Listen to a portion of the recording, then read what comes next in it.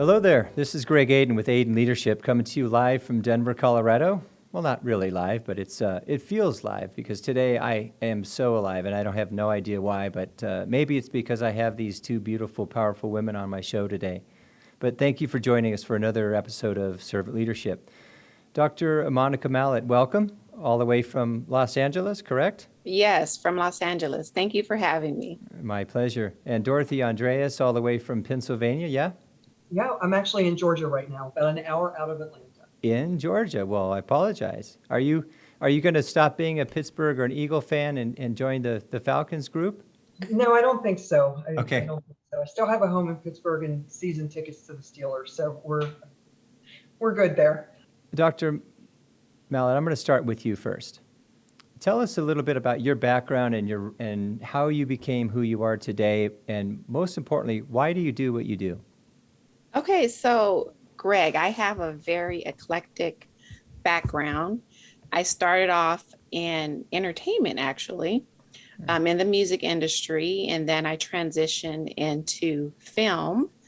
And then from there, I just got into education. So merging those three industries, music, film, and entertainment, came up with this whole edutainment thing. So I did a lot of practice with implementing entertainment into my educational practices. So I really like telling stories. So that's the basis of what I do. I help people to craft their story, tell their story, possibly reframe their story, and then use their story to transform the lives of others. So, Wow. Beautiful. You've been doing that how long now? I have over 24 years of professional experience in entertainment and education, so quite a while. I'm going to go out on a limb here, Dr. Monica, and assume for a minute that you've transformed several lives, but more importantly, you've helped transform other people so they can transform other lives, yes? That is the basis of what I do, empowering others so that they know what's inside of them, so then they can go out and live a life of passion and purpose. So, Beautiful. Wow. And do you, we'll get back to you in a second relative to leadership. Dorothy, same question to you, my love. What is it that you do? How do you do it? But again, what's most important about what you do? What's the why? At this point in life, I'm an entrepreneur for October 1st will be 41 years. And, less than 2% of women in the country can build a business that generates over $1 million in revenue. So at this point in life, I'm scaling back from the entrepreneurial side, and I coach women on how to, the business systems necessary, but also the mindset growth necessary to go from the idea of I want to have a company to actually having a company and then scaling to 7 figures, because it's while there are certain systems in place, it's really a mindset shift of what it takes to be that person. Beautiful. I believe the why is fairly obvious to most of us, but I want you to pull out the absolute why. Why are you doing this? I mean, you could do anything. Obviously, you've done it, and we all maybe we don't know your story about how many companies you actually have started and been successful with. But what is the one reason why? When you look in the mirror and you see all these women behind you, wondering what it is that makes Dorothy so successful, and then you turn around and share. But why do you do it? Really, Greg, I want to change the world. That's really what it is. And when women are in a position to support other women, whether hiring them to work in their company, whether raising their daughters, what women have such a huge impact on the world. And, the money part of it's great. That's nice, but that's not the reason. It's for the women who I'm working with. Once they see that shift, that the reason you have a business, the reason of our life is all for a higher purpose, everything shifts. When you take your eye off the money prize, everything starts to become beautiful and rich and have a deeper meaning and a deeper purpose. And that's really important to me, because You don't learn that in business school. You don't learn that piece of it in business school. But so passion and purpose and helping other people find that passion and purpose. So you both share a common theme as to why you're doing what you do. So let's go into a little bit of, was there one or two things, Dr. Monica, that were triggers for you and you said, I can do better than this, or this shit's got to stop, so to speak? When did you decide you needed to be in this space, and when did you want to really dominate in it, like as you're doing? Honestly, I would have to say when I had my daughter, that was a big shift for me. So, to Dorothy's point, just being a woman and wanting to set a strong example for her, that's when I actually went back and I got my doctorate in leadership. So I wanted to study and learn more about leadership and then use what I've learned into my practice. So taking that whole mindset concept that you guys were just talking about, I think it's very important to really examine the mindset that you have in order to shift and change not only your world, but the world around you. And that's where story comes in. So, how can people look at the stories that they have and then tell themselves not only a better story, but a story that will serve them and others and empower people to go out and be what they were created to be. So that's where it started for me, just really wanting to be an example for my daughter and then just taking things, my own personal experiences and expertise, and then using that, building systems and helping people to craft and reframe their story so that they can be great. Awesome. Let's give your daughter a name, and how old is she today? So my daughter, her name is Basia, and she is 14 years old. Beautiful. I'm a huge proponent of what our young leaders think. And frankly, more than that, what do they believe is true? And what do we need to do better tomorrow so that we're not repeating the same blah, blah, blah mistakes? And I mean at home and in the workplace. And credit to both of you. You got your doctorate of education, I believe you finished in 2016? And well, technically 2016, but I didn't walk until 2017. So yes. Okay, well, congratulations. I mean, seriously. If anyone's listening, to do that in midstream in your life after having a child or two, I'm not sure if you have any others, and setting that time aside and making that commitment, God bless you, really. Thank you. Thank you. No.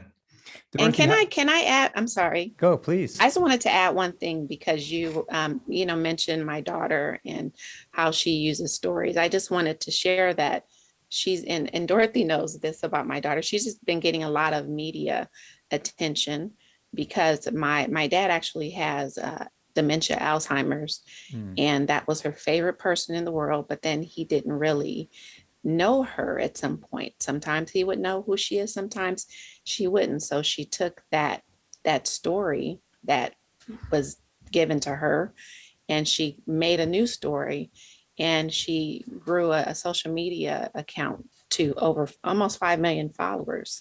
Wow. For she and my dad. So she's using some of these principles to tell a different story herself. So Amen.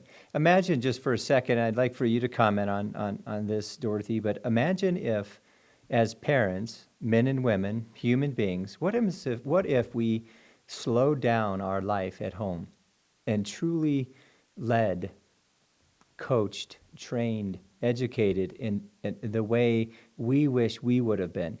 We grow up in a house where everybody in the household does a dance, right? And we think that's the way the world is.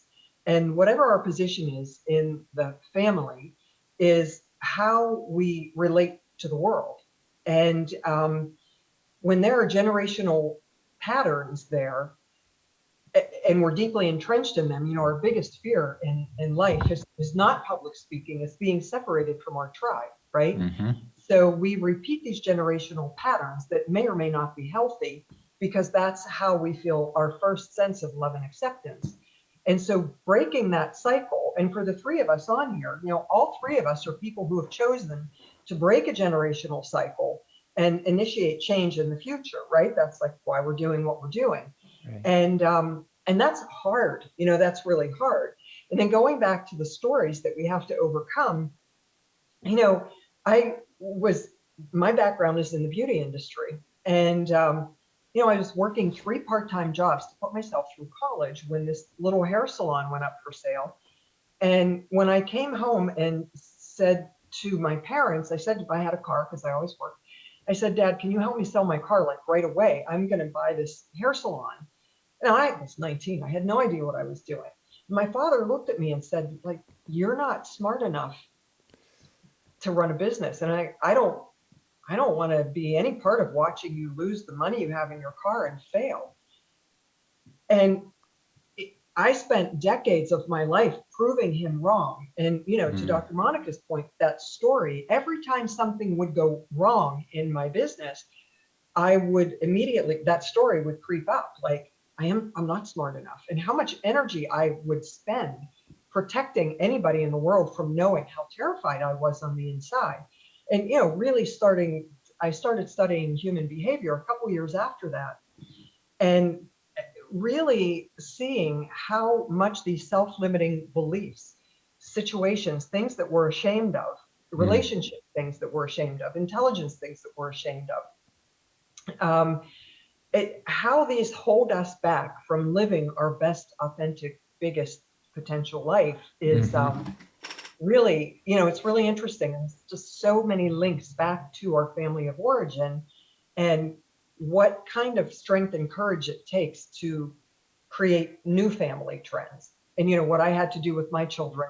And again, to Dr. Monica's point, that conversation with my father was a defining moment. But when I held my first child in my arms, I remember when he was 2 weeks old, just looking at him and really thinking, what a gift that God has given me with this child, right? And I want to give him a better future than I've ever had. And that's going to take me changing, getting more emotionally intelligent about what kind of a person I need to be to raise this child the way I want. And what kind of a business person am I going to be a business leader and attract the kind of employees and clients so that I can keep growing and creating and providing more opportunities for other women who may or may not be mothers, but it's a domino effect that I really, holding my child in my arm, I thought, okay, this is really what I want to do in the world. Wow.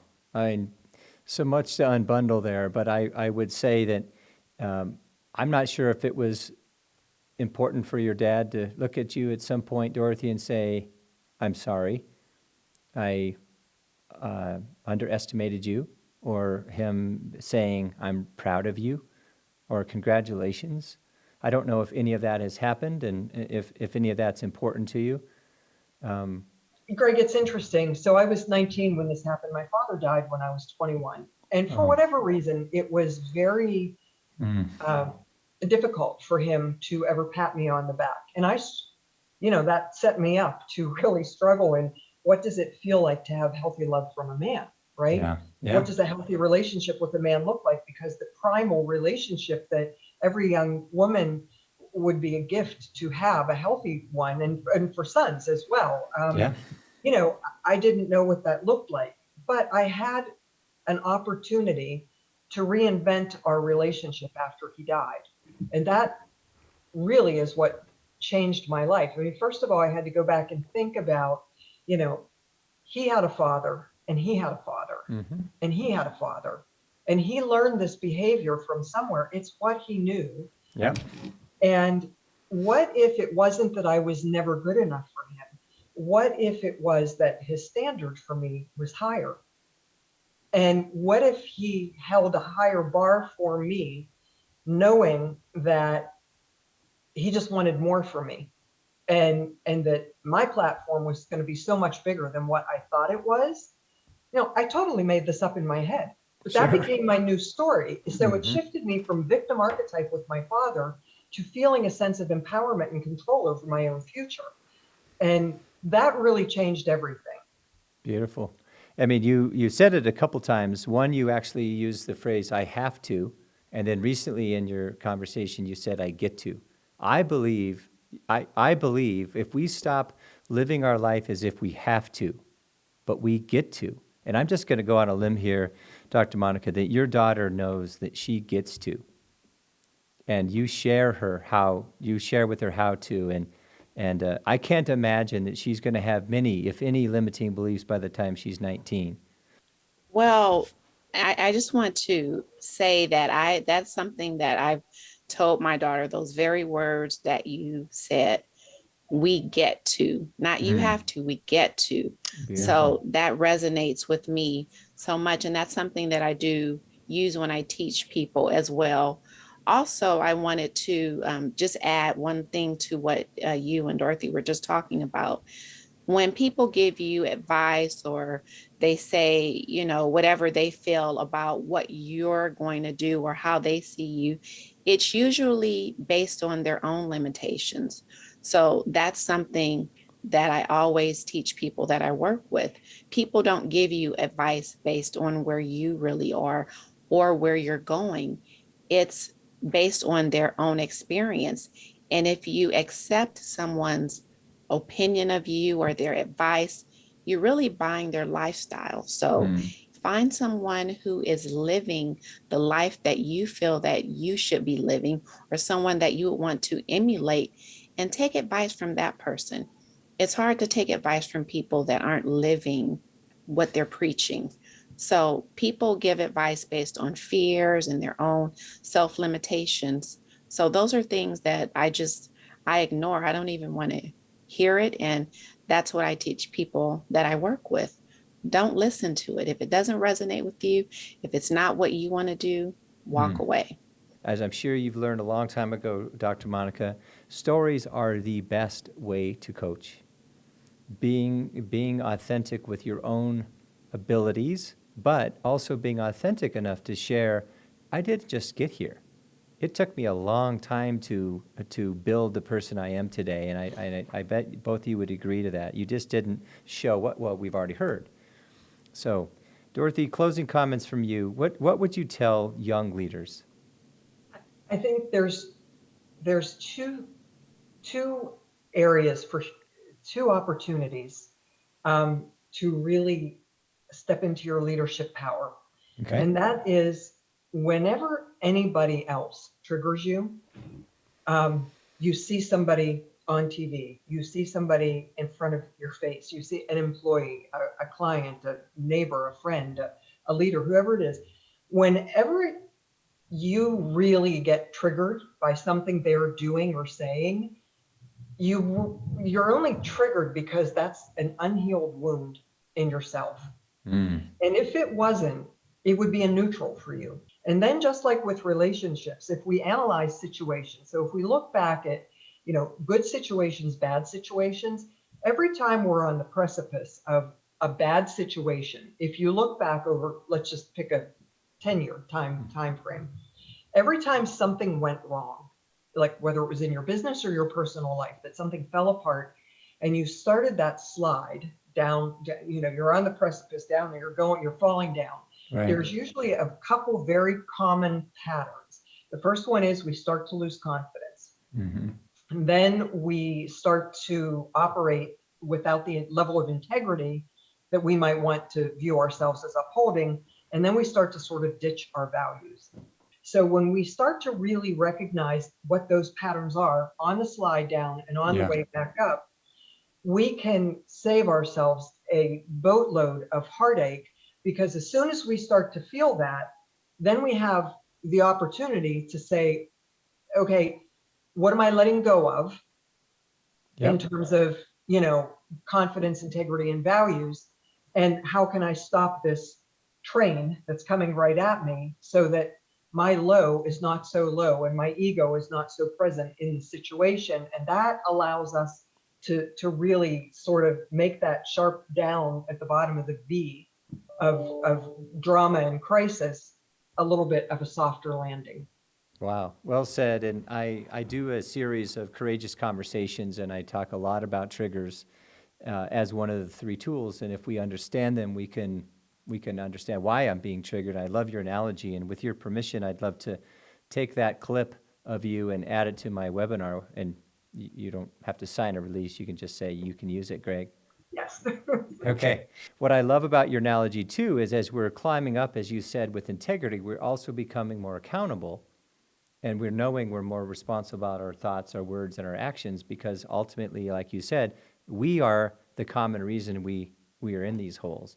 And I'll tell you, I have pissed away a lot of great relationships because of that exact story. And I had no idea what I was really doing because I hadn't done any work. And you really cannot help people do their work unless you've done your work. So love that analogy. Dr. Monica, the last question to you, and you can answer the same one. What do you suggest young leaders, 14 and above, do so they can be in a position to be greater leaders, better human beings, better citizens? Or you can just leave us with a piece of advice that you believe an audience like mine might want to hear. Your choice. Well, there are two things that I would like to share that young leaders can do. The first would be to, when you're having any interaction with anyone, and like Dorothy said, if it triggers you or if it makes you feel uneasy, or if you're not in agreement with what someone is doing, always look at the other side. There's another way to look at it. It doesn't, your way isn't always the correct way. That person is bringing their own experiences, their own hurts, their pain to the table. So always try to look at it through the lens of someone else. For me, that has been a very powerful tool in connecting with people and resolving conflict, and really taking what I do, my practice, my teaching with my students to the next level, because I always look at someone else's opinion or view. Beautiful. The second thing I would say is just to remember, average minds, small minds talk about people, average minds talk about events, great minds talk about new ideas. So always try to be great and solve problems and talk about new ideas and stay away from the lower level thinking. So that would be my two things. Beautiful. That's awesome. And I could share conversation with you guys all day. It's beautiful. I honestly, I see you both as a gift in my life. Dorothy, we met a few years back, and you went your way, I went my way, and you're going to be speaking at the Leadership Development Day on February 3rd here in Denver. I'm so glad to have you with us. And Dr. Monica, I saw a lot in you for our younger leaders, and perhaps we could connect on a different time and talk about maybe you participating in that day too. You just Absolutely. you have so much to share, and it's live audience, but we're going to hopefully get to about 3,000 people live streaming around the world. So keep that in the back of your mind. So again, to Dr. Monica Mallet and Dorothy Andreas, thank you very much for making time for us here at your Servant Leadership Podcast. Again, this is Greg Aden with Aden Leadership. Check me out on adenleadership.com. Subscribe to our YouTube channel if you'd like. And have empathy, like you just said, Dr. Monica. Own your stuff. If you're triggered, give it some thought as to who's involved and why. Own your stuff. And as I always say, stay curious, stay kind, stay considerate. With love, this is Greg Aden. God bless.